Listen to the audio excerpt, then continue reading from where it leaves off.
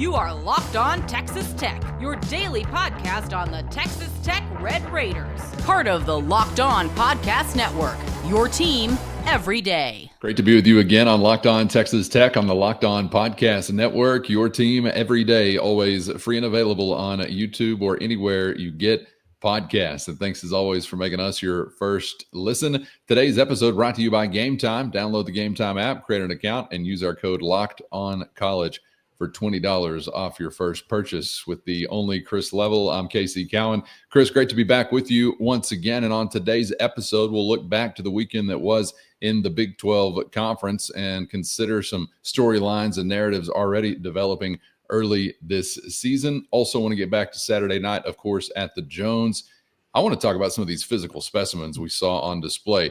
You've been at some practice or around some of these guys, but for a lot of fans, this is the first time you're seeing them in a Red Raider uniform, and boy, did it look different. We'll get into some of that. I want to talk about some of the depth we saw as well and what that may look like when you actually get to conference action. And I want to talk about some of these specialists because we also saw one of the more interesting storylines continue to play out, clearly with some kickers continuing to compete for the top spot. But I want to kick off our conversation today somewhere where I definitely knew we would be. The Monday after the first game, 60-point win. I knew we would kick it off talking about a 5-star addition for Joey McGuire and the Red Raiders again during the weather delay Saturday night. And I have no idea how this timing actually came to be, so maybe you can tell us a little bit more about what actually was transpiring. But we're talking about Cooper Hackett, and we're talking about a guy that Oklahoma wanted. Other powerful suitors were after, Chris. A visit to Arkansas. He was actually on, I believe, on Saturday. But eventually that's enough to make him decide, I want to be a Red Raider. So, yeah, pause as we kick off a college football season with all the game reaction for just a moment.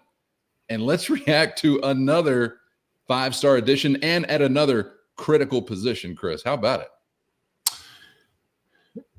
I guess, what was it, Cowan? Was it 2011 when you were in the rain delay in Norman, Oklahoma, and you pulled off the upset? Is that right? I think that's right, peanut butter and jelly sandwiches being consumed at halftime, which was a treat for everybody. Then you went and pulled off a massive win. They used this rain delay to wrong Oklahoma again. Because, yeah, so this delay kind of just keeps going and keeps going. And I had gone back up to the booth, and we were like, okay, we're not sure how much time we have to fill. Like, when is this going to resume? Is it going to resume? You know, all kinds of questions. And we basically get clarification that, okay, this is what they're going to do, and all those things, and it's about to resume in 15 minutes. And my phone just starts just going nuts. And I'm like, he had made this known nationally that he was committing to Texas Tech, talking about Cooper Hackett out of Fort Gibson, Oklahoma. It's really been a Texas Tech Oklahoma battle, if you will, and I think Oklahoma has thought that they've had him in their back pocket for several months now, and that's what he was going to do, and all those things. He was also rumored he was going to be the one that was going to commit right after Felix Ojo did. It was so public that Cooper Hackett was going to commit that I don't know if they just kind of like, hey, let's just kind of back off of this, slow it down a little bit. So that was about a month ago or so, or maybe closer to 2 months ago, around July 4th. And then it just kind of drug on, but you still maintain your spot in his mind, being in a pretty good spot. Long story short, I do think they used the rain delay wisely. I think this was not James Blanchard and Brian Nance and Wesley Harwell and the personnel department. Yeah, I think they were like, you know what? We got a little downtime here in the middle of the game, a little extended halftime. Let's just reach out to our guy here, or however that played out, or maybe he reached out to them. Not sure exactly what happened. But as my phone was lighting up and it was alerting me of this news, where the radio booth is in Jones AT&T Stadium, the coach's booth for Texas Tech is directly to the left of it, right next door. And I think there was a loud pounding on the desk and a very exuberant, like, yes, and some Red Bull cans getting smashed together and all that upon learning of this news too. And so I just don't want people to get immune to, because I think people are like ho hum a little bit, and it's just not. These are massive additions. This is Guyton. This is Ojo. This is potentially Kavion Bryant. These are premium position players that you are really trying to entice with some rev share, and you're just daring Oklahoma. We dare you to pay him that much because we know you won't, but we're good for it. We dare you to, and I think that it's a bit of a gamble, but you are now plucking premium edge players on both sides of the line of scrimmage from the high school ranks, and these are primo guys that everybody is after. So we'll see it, but yeah, that was just a bullet point on a Saturday night, and I'm thinking like any other time of the year or in the middle of the week, it's getting a lot more coverage and all this stuff. But yeah, ho hum, it's in the middle of a rain delay on a Saturday night when all kinds of games are going on. But yeah, he's on a visit to the University of Arkansas. So Sam Pittman, either the Hackett family didn't like the offer, or they don't like Walmart, or maybe Arkansas sucked, and he was just like, "Yep, this ain't me." So yeah, boom, you got that one done. So he's a 27 kid.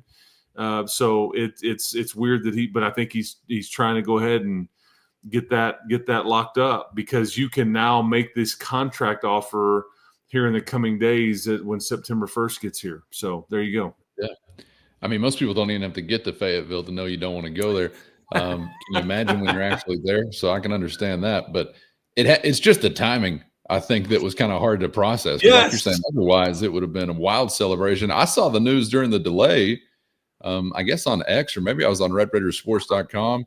I turned to the guy beside me and I'm saying, is this old news? Like, did this happen this morning or something? And I just missed it because it seems strange right then to be popping off like that.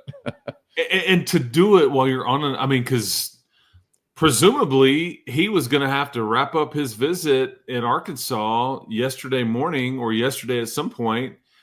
And I mean, I don't know how that exit goes. Like, man, hey man, thanks, but no thanks. I don't know how that, will you still serve me breakfast on my visit? I don't know. I mean, because they have these itineraries. Maybe. Usually the player and the family will meet with the head coach. Like, well, what'd you think? You have any questions? And maybe they skipped all that part. But yeah, it's just crazy. Bizarre. But it's I don't hate it. I don't hate it. Not either. Yeah. Just an added layer of fun for a Red Raiders Saturday night. No problem. Next rain delay, can't wait to see what shows up. And you're right, man. We love lightning delays, whatever. Win over number 1, 5-star ad. Let's cook another one up. I don't mind it. Okay, let's get back to what we thought about Saturday night and some things that I think were very apparent to all Red Raider eyes that were cast upon that ball game. And that was physically, Chris, the difference in this roster and ones prior. I know you being on some level ground with them already and talking to some of these guys being around the facility may not have come across as shocking to you when they get out there on the field. But, shocking may be a bit much, but it was close to that for me as I'm just perusing through the binoculars pregame warm-up and kind of getting accustomed to what this guy looks like or this guy looks like. And I had a hard time moving on from guys. Romello Height, I think I was locked on, I don't know, to a creepy amount. 5-10 minutes I spent just watching the guy warm up. Lee Hunter, on and on and on. Cole Wisniewski, on and on and on and on. I mean, Chris, this is not breaking news to anybody, but it is a confirmation that the physical change in this team is real. You have got get off the bus first guys in bunches. I don't know all of what it means for you, but I want to get to that front line, what it looks like, and then ask you about the depth we saw also behind it. But finally getting to see these guys in action, and not just the measurables, but some of the quickness, the explosiveness, especially off the edge, man, a sight for sore eyes, to say the least. Yeah, I mean, again, it is different. And yeah, Romello Height, I think, is somebody that First, today's episode brought to you by The Game. Quick question for all you college football fans out there. If you could go back in time, sit front row at your school's biggest rivalry game, say in the 80s or the 90s, what hat do you see yourself wearing? Could it be this slick-looking lid I'm rocking right now from The Game? Yes, that's the correct answer. It would definitely be this one. These aren't just hats. They're the vintage Americana we grew up with, the same style fans wore in the days of our youth. And guess what? They still go for the same price now that they did back then. Just go to thegamecaps.com and use our code locked on, and you're getting this classic tech cap for only $16.99. Again, that's at thegamecaps.com with our promo code locked on for this vintage Red Raider lid and a whole lot more for only $16.99 right now at thegamecaps.com. Grab your team's classic bar or circle retro design and use our code locked on for an exclusive discount, because legends only wear the game. Today's episode brought to you by Gametime. Have you ever decided at the last minute to head to a ball game with friends or family? Maybe it's game day and you suddenly feel the call of the stadium. That's exactly where Gametime comes in. It's the easiest way to grab last minute tickets without the stress. And with the money you save on tickets, you can then splurge on foods, drinks, gear, and more. Gametime makes it all possible. And best of all, Gametime makes buying tickets fast and simple. Prices on the app actually drop the closer you get the first pitch, and they've got incredible last-minute deals, clear seat views, and a lowest price guarantee that takes the worry out of buying. And if you're like me, you get tired of endless scrolling trying to find the best deal, and that's why Gametime's Zone Deals is the go-to move, since it automatically picks the best seats in your section for you at the best price. And as always, you can get a view from your seat right there in the app, so before you buy, you know exactly what you're going to see. Take the guesswork out of buying tickets with Gametime. Download the Gametime app, create an account, and use our code LOCKEDONCollege for $20 off your first purchase. Terms apply. Again, create an account and use our code LOCKEDONCOLLEGE, Locked On College, for $20 off. Download the Gametime app today. Last minute tickets at the lowest price, guaranteed. Yeah, Romello Height, I think, is somebody that, again, these are things that we've touched on, glossed over a bit because of the Bailey and some of the other folks, and this is why they took him to Big 12 Media Days. And, you know, internally, it's like the guy that's not being talked about enough is Romello Height and all that. But, man, that's a problem coming off the edge. And I'm saying this as not what you see against UAPB. It was on display. That's not a fair fight. Those tackles had no chance. That's not. Don't judge it on that. I'm just making a statement that this is going to be a problem. I'm wildly fascinated by what that all looks like in Salt Lake City. We touched on that, the game within the game, and all of your additions against arguably the best offensive line in the Big 12, maybe one of the best in the country. They've got elite NFL, a pair of offensive tackles, and we'll kind of see what we get, because there will be plenty of NFL scouts on hand that particular day looking at that and that alone, and looking for a full 60 minutes of who won these matchups, what can these guys do on both sides of it. So, but yeah, you just your overall side. I mean, Cole Wisniewski, again, we touched on this. He's 6'4", 220. I mean, and he's playing safety. So this is a linebacker in some years. This is a defensive end in some years. But he's playing safety, but he moves very well, and he's around the ball all the time. And yeah, it's fun to watch these guys kind of all be out there together, because and then something, Calvin, I think you were touching on is that's just the massive difference. I don't know when you'll get to see it on display like we did in game 1. Maybe it'll be game 2 and game 3 as well. I don't know. I don't want to get ahead of myself, but it's just pretty crazy to see like your second and third string also look big and look good and look ready to go. Because capable.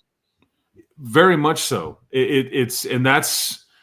That's what you've put together, and you hope that you really don't have to utilize that, but you just have you know this is the way a football season goes. you do want to use it, but you hope you don't have to. And what I mean by that is you hope you don't lose a bunch of guys, and it's like you're pushing guys further up the depth chart and all that stuff. But the point is that especially so on defense, you're pretty deep at a lot of these places. Now you took a hit at star, and we'll see what that looks like. But your front, your defensive line in general, it's just nuts. This is going to be an outlier, potentially, just because I just don't know when you can accumulate this much size, experience, talent, and depth. To see Cofield and Duda Banks just being rotational players. I mean, AJ Holmes is a quality every down starter in so many other years, and yet he's a rotational guy now. So that's fun to watch that actually play out, because it just doesn't drop off. And then you keep guys fresh. Because remember a couple years ago when Joey said, man, I had to play Tony Bradford and Jalen Hutchings like 600 something snaps. Yeah. The next closest guy in the Big 12 played like at 500, because this is the position we were in. And so, but you're not in that position now. And that's a good spot to be in, because it just means you get the best of those guys when they're out there, and you're covered a bit. So I totally agree with you. It definitely looks different. Yeah, the depth I'm buying into, particularly up front. I'm still curious to kind of see how it's going to work out in the secondary to a degree, and among those linebackers and sort of that star position still included with them.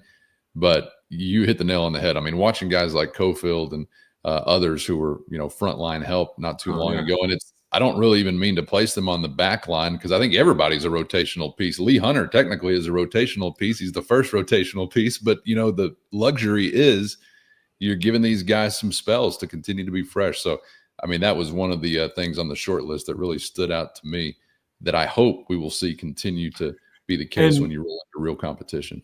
And speaking of the secondary, I don't think Balfour played. Mohorn got ejected, but and Macho Stevenson wasn't available. But you still, and Teron Grant is how you say it. He was not available. But Amir Boyd, I think, had a pick. Bryce played a lot too. I think he was out there late. Exactly. Yeah, so we'll see. There's nothing major with Balfour or Grant or that. It's just kind of like they're just trying to be smart with them. But as far as your secondary goes, it's because I just remember last year in that opener, you didn't have Braylon Lux, and you were the options you were putting in the game then, and we're like, whoa. I mean, you got found out quickly. Like, you think if I hide right here, nobody will notice me? No, we found you, man. They saw you. Like Jalen Peoples, some guys like that. But I think you're in a much better. Not to pick on him, but that's just he just because ready. You close your eyes doesn't mean others can't still see you. Yeah, that's right. That's right. Yeah. Opposite side of that secondary, pass catchers for the Red Raiders. Chris, anything standing out to you? I know Terrence Carter making a big splash, and we did see Douglas, Virgil, kind of the whole cast getting into it, including some freshmen getting into the end zone eventually. Yeah.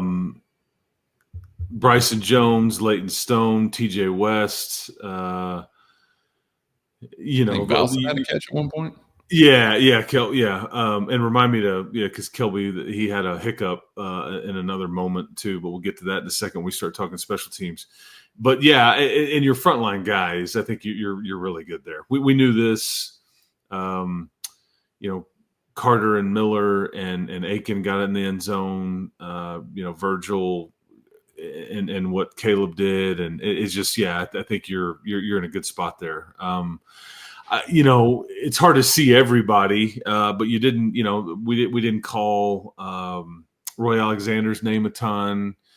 I do think he'll have his moment. He did muff a punt, I think, at one point. Did recover it, but. Other than that, I thought the weapons you had in the pass catching game, fully on display. And again, hard to judge it based on what they were going against, but still, it's fun to see it in action and the ball spread out, because I think you had, I don't know, just to be sure. As I'm doing math here, like 13, 14 guys, I think different guys catch a pass. So. I think it's fun to see some of those freshmen get involved too at the end of the night. I know it's kind of in throwaway time for everybody else. But it's just fun to watch some of those guys, especially some of the local guys, have a chance to get their name called and get in the end zone. Oh, and all yeah. that stuff. Yeah. Be cool to see that continue. I don't know if we will or not, probably in the future down the road, but either way, for now or maybe next week, we'll continue to see some of that. Hated to see the drop from Douglas, man, because that's just the one thing that reminds you of his early season limitations last year. It's just a drop. So I just wanted to mention that because several of you have mentioned it to us already. Hated to see it, and that's probably going to be a bugaboo in the back of his mind all week long as he gets ready for week number 2, wanting to avoid that next time around. This is the challenge. There's certain responsibilities that come with being wide receiver 1 or 1A, whatever, however you want to phrase it, and making the routine play is maybe top of the list. He'll be fine. I mean, we need more body of work there, but yeah, you hope that that's not an issue of any kind, because he's got some playmaking ability. Can we talk specialists? First, today's episode brought to you by Rugiet. Boys, you've probably heard of Viagra or Cialis. Maybe you've even tried them, but if you're looking for something beyond the usual pill, it's time to get Rugiet Ready. Rugiet Ready is the next-gen prescription treatment designed to amplify brain stimulation and boost blood flow. Unlike the usual pills that can take hours, Rugiet's 3-in-1 formula dissolves under your tongue and kicks in fast, on average in only 15 minutes. If traditional options haven't worked, Rugiet might be the answer. Over 150,000 men have already made the switch. So head to Rugiet.com/LockedOnCollege and use our code LockedOnCollege to get 15% off today. That's Rugiet.com/LockedOnCollege, RUGIET.com/LockedOnCollege, and use our promo code LockedOnCollege for 15% off. Individual results may vary with prescription treatment. Compounded drugs are permitted to be prescribed under federal law, but are not FDA approved and do not undergo FDA safety, effectiveness, or manufacturing review.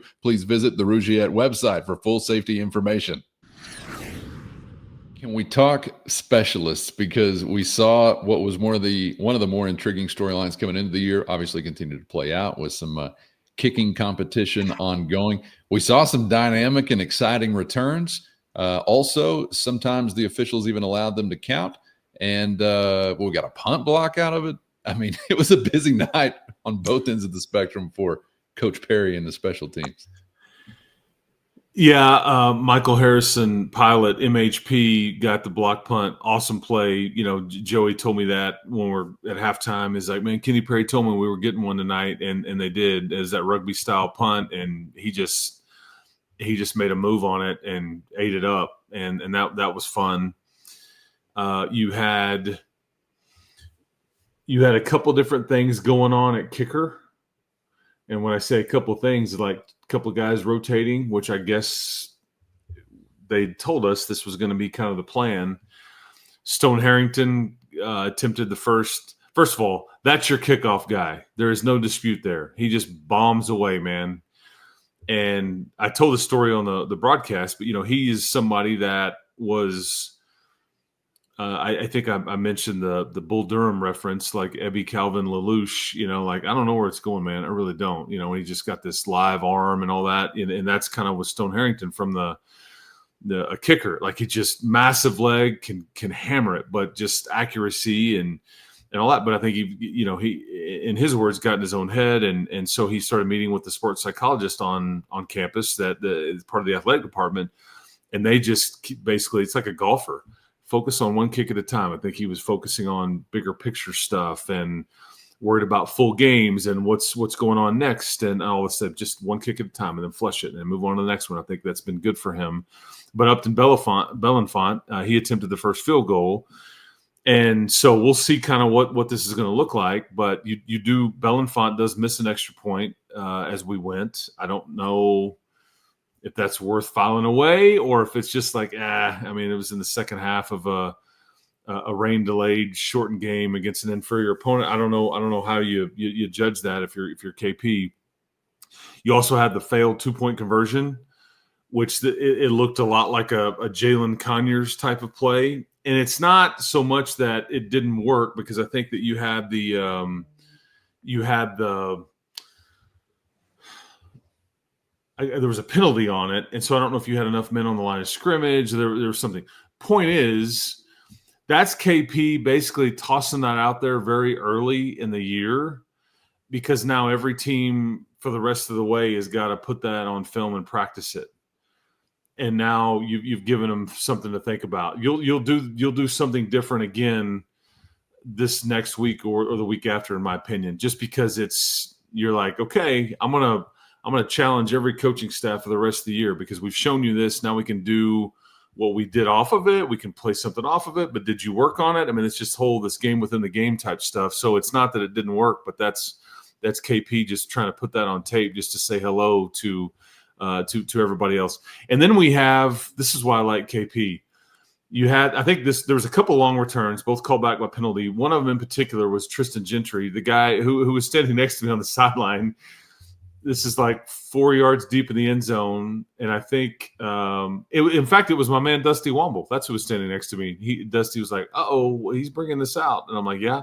Next thing I know, Dusty goes, well, that's why you bring it out. And he's at the 50. He's at the 40. And then, but there's a flag back there. There's a flag back there that they called a hold. And by this time, I'm guessing the score would have been, in the 50s or 60s to nothing at this point. I don't think UAPB had scored yet. Or maybe this was the kickoff that you're returning after they had scored. Long story short, point I'm bringing this up is Kenny Perry takes his headset and he just spikes it. I don't know if they could fix it, but he was hot. And it's in a lopsided game. And I looked at Womble and I said, that's why I love KP. He doesn't give a damn what the score is. He doesn't care. I mean, the standard is the standard. The bar is up here. We're not lowering it just to try to get out of the game. And so you could hear him going, bleep, bleep, Kelby. And so I think Kelby Valson was guilty of, I mean, again, he had a good night. He just had a hiccup on that play. But I like that. It's that's what you want to see from your coaches. Don't bend. Don't, it doesn't matter the score. This is what we're doing, and we just screwed this up. We had a big return that could have flipped the field in a meaningful game, and we just panic and grab, and then it ruins it. So I love the headset spike there by my man KP. But yeah, interesting night for special teams for sure. But the block punt clearly the highlight in my opinion. He wasn't already thinking about the after party. Still locked in. Still trying to get some good work in. No, there's a headset that can prove that. I'm telling you. I don't know if we have to get up yesterday morning and get on the old headset, order another one online and get it here by next weekend, because it was before we get out of here, Chris, can I ask you about the Big 12 weekend that was not technically the first since we saw K-State and Iowa State, but Utah, Baylor, K-State again. Anybody standing out to you?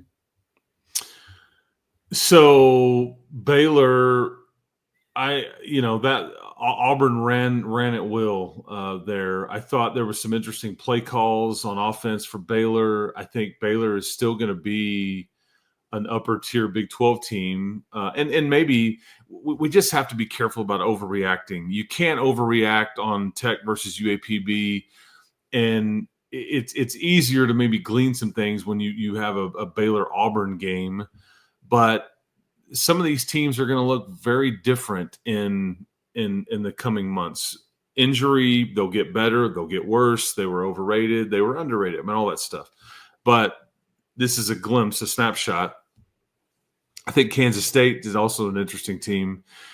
I think they almost take an L there to North Dakota. Not North Dakota State. There's a massive difference here. This is North Dakota. Yes. This is not North Dakota State, which is a powerhouse. This was just the regular North Dakota. And they had to, Avery Johnson had to pull some rabbits out of his hat toward the end of the game. Hopefully his family members are all okay after this game. and all in agreement and cheersing instead of hey man, you want to throw hands? No, let's just cheer beers or something.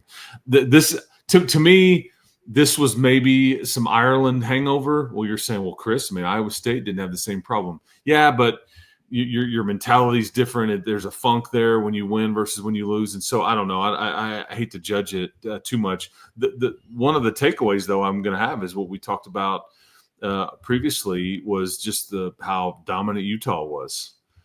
That and BYU as well, but yeah, the Utah result, and maybe UCLA is just god awful. Maybe they are. They weren't great last year, but they did fight for Deshaun Foster, former running backs coach at Texas Tech for the 1 year under Cliff. But Utah, that's one of the more impressive games of the weekend for the Big 12 Conference. And obviously tonight we have TCU and North Carolina. Go Heels, if you want my opinion. I know I'm not supposed to say that, but guess what? I just did, and I'll say it again. Go Heels. So there's that. But Colorado probably should have won that one. I think that one kind of slipped away a bit. I think that, and I think about mismanagement down the stretch, which is the same thing Deion was doing a year ago, but had maybe some talent overcoming. I don't know if he does now or not, but same just kind of goofy display in crunch time. But there was also, I think, 320 rushing yards for Georgia Tech, 300 plus, something like that. And that's what they do. That is what they do. But you're right.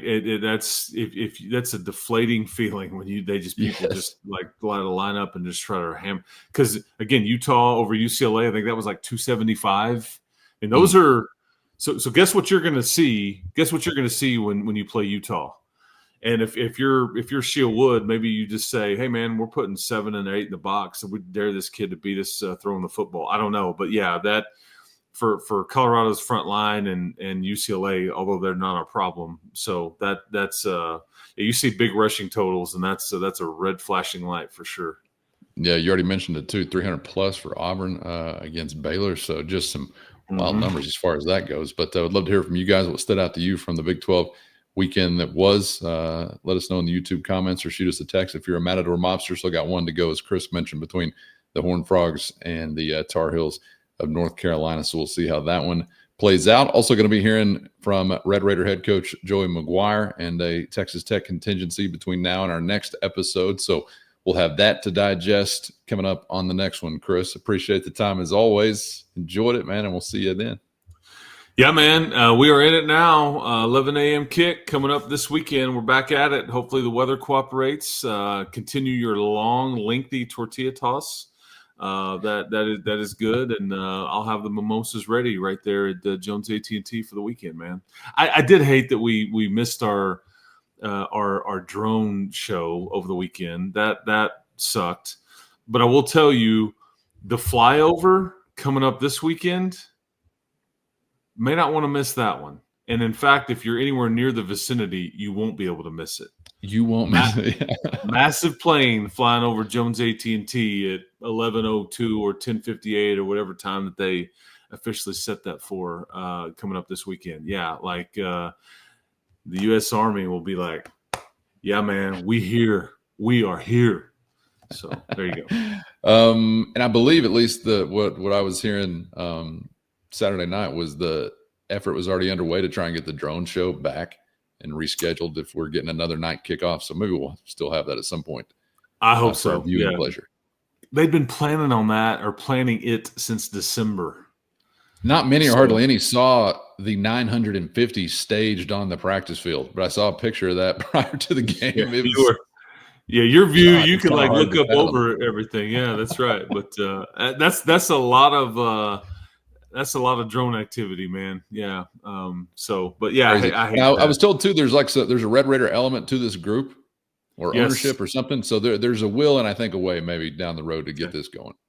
Okay. Yeah. I think this is a tech-owned company or tech-started company or something like that. So yeah, all in the family, man. Guns up to the drone folks. That's right. Speaking of, I did ride in the elevator after the game was over with all the pyro people. They had some wet pyro because I don't know if you noticed one of those last touchdowns that we scored. It just kind of was smoke Yes. This is what happens. Well, there was also, Chris, a portion where we had none remaining.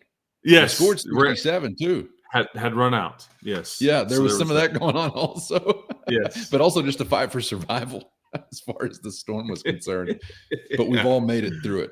Yes. And shout out to you sick and twisted people sitting on the bleachers that were forcing the poor facilities lady to run back up and say, tell them to get off the bleachers. We were thinking about you.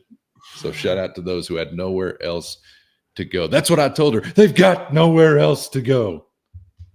All right, Chris, appreciate your time as always. Thank you all so much for being out there. Thanks to the everydayers for always riding along. And of course, shout out to the Matador Mob. Hit the show notes and find a link to a free 14-day trial. That's your direct line to Chris and myself with one-on-one texting straight to your phone. For Chris, I'm Casey. Thanks as always for the time, and for Brett as well. Hope he's doing well wherever he's at.